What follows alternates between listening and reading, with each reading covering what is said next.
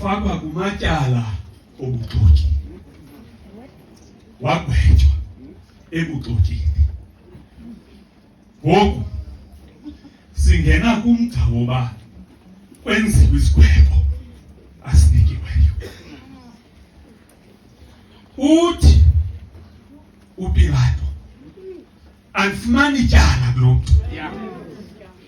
Athi awugqiba kwayena athi makwenziwe uthanda kwam. Uthi uPilato andifumani ityala njengejaji, kodwa uva ingxokozelo, uva ukuthetha kwabamangali. Abamangali abahamba netolitoyi okanye nehlokondibe elininzi. Abantu bebesithi ngocawa usane enyangweni makabongwe lo uzayo, kodwa ngokuphenjelelwa ngababingelela abakhulu bathi ngoku mbethelele emnqamlezweni.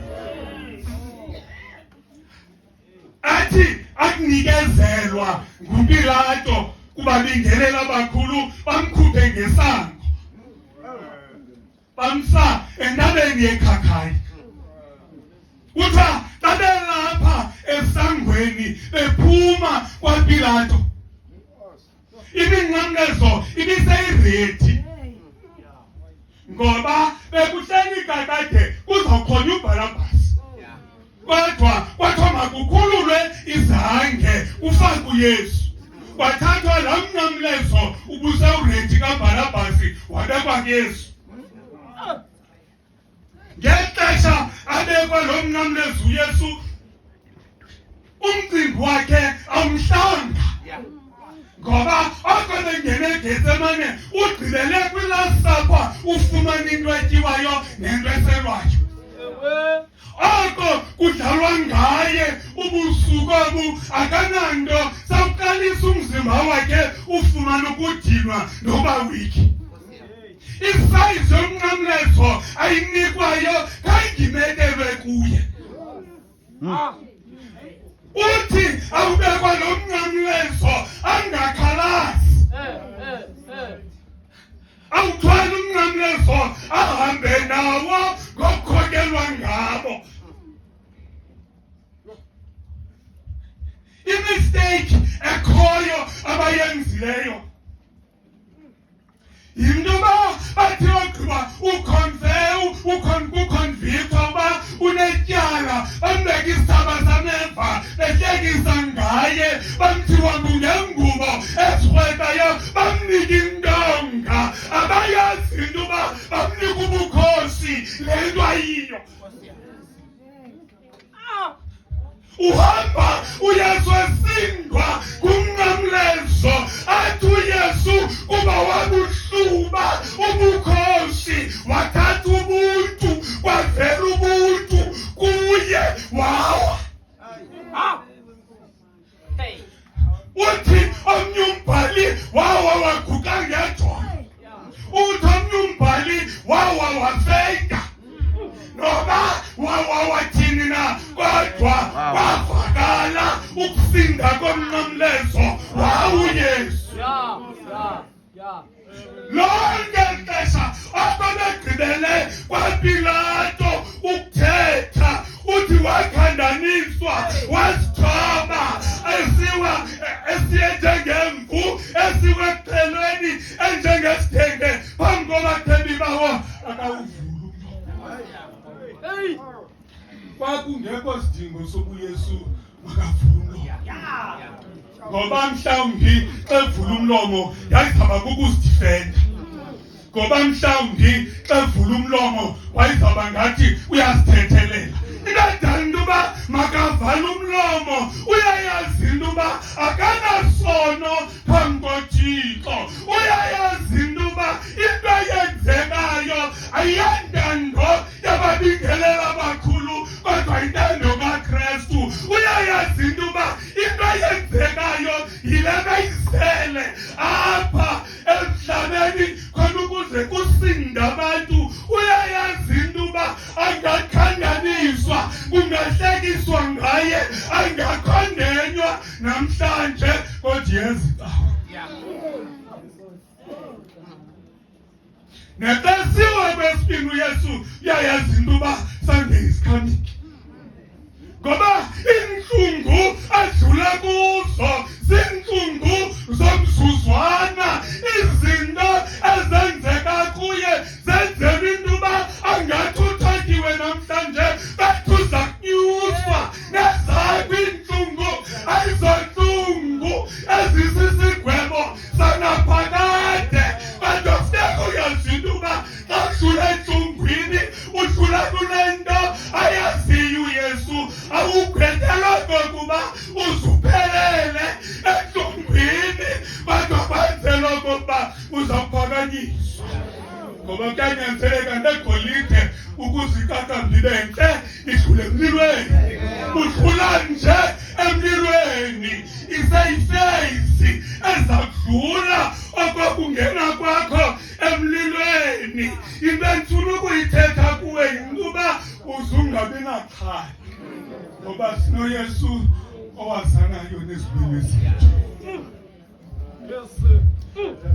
Uzalwa kwakhe wathi kwakucaba uyafunwa nguye wathi wabalekiswa ngobekwe eJuda. Namhlanje koqaba kunzima, ubuntu kuye bunile, umnqamlezo uyamsinda.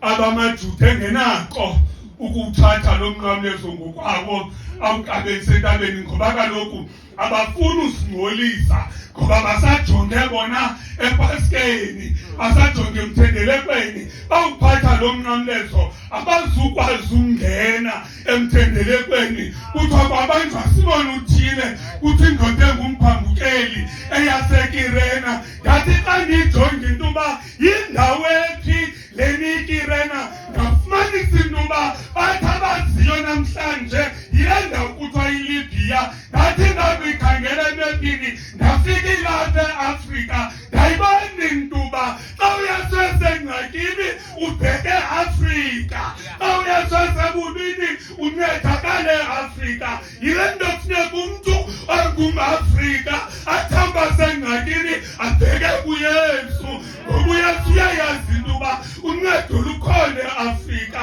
Akufunekanga sizithele sithi into yakwaJuda le, kuba amaJuda uxakeka ezakuthi, nathi funeka sithi sawuxakeka sibheke kuye. Sazi into uba wakhandaniswa, wathoba, engawuvuli umlomo wakhe ngenxa yethu. Athubetho noba thina sibe noxolo noThixo labo phezu kwakhe. Into ebalulekileyo yile bendiyithethe nayizolo into uba ingaba wena igazi likaThixo Yesu, ingaba wena ukubethwa kukaYesu ukunceda entweni. Banqunqa alayishwa ngibona ufuna umsusa ngoku, gqibela kwam ushumayela ndasuswa bebhubhethi. azuzwa ligwala Apha kule crowd, ngoba bekuthe kwawuthiwa uYesu ugwetele ukufa, kwabuya wonke umntu, into engezange yenzeke. Kwanyuka neentombi nabafazi, bathi behamba bemane bemphambazela uYesu bemlilela.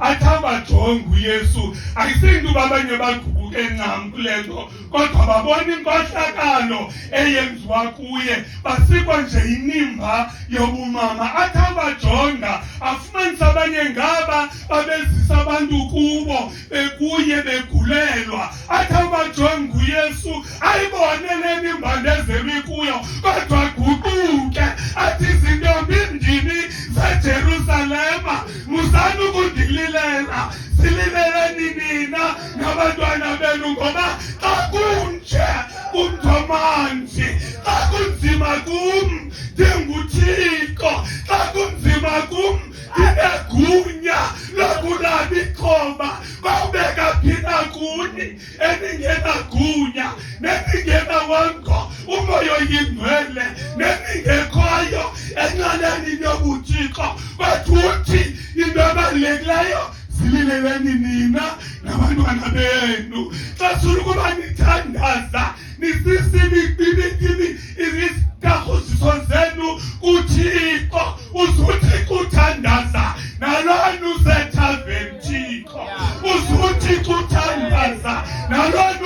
wayenzanga uThixo uzuthi kuthandaza nalona ungafumani umsebenzi Thixo ungonela ukuthi ebantwaneni mabathandaze ukuthi uYesu zilileleni nina nabantwana benu Nabalekleyo ke yeyokuba xa unyusa umthandazo wakho ube nomthandazo wosapho utsho ngosumgomo wethu walonyaka sibe nomthandazo wosapho hayi ke maqhubeke ngoku mangasithi uthi ke ngoku baqabele entabeni bakufika ngaphezulu kuthiwa yabekho iminqamlezo thathu bathi natha uthi bona amadoda la ebegwetyiwe nawe xona emnqamlezweni indlela wayesilwa ngawo namajoni ezama ukuqhawula kunjamnjoku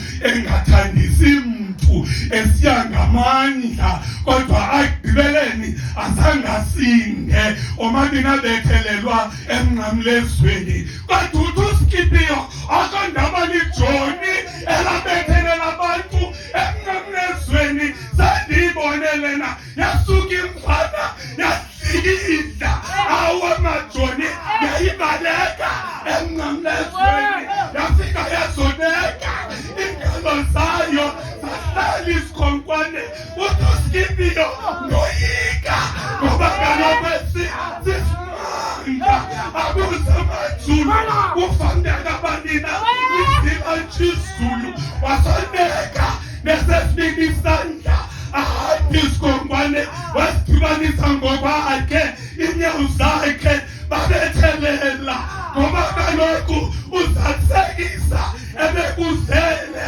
emhlabeni nambuzo wawusithi ndawuthuma banina ngubani nawusiyela zathi ngelosi zawubona lamachaphaza egazi zajonga phantsi zaqubuka ufika loo nto ngoku yile nto uYesu ezinikezela uthi la madoda awubambi umnqamlezo awunyusa wathi unyusa umnqamlezo awufake emngxunyeni wathi xa uthi gingqi azuka amanxeba nawigazi likaYesu ngoba kaloku simele sisindiswe ezonweni ngegazi likaYesu sihlanjwe ngegazi lakhe ngoba kaloku ngaphandle kwalo alukho uxolelo ngaphandle kwalo alukho unxibelelwano noThixo ngaphandle kwalo sizizinto ezingento okokuba ngaba sifuna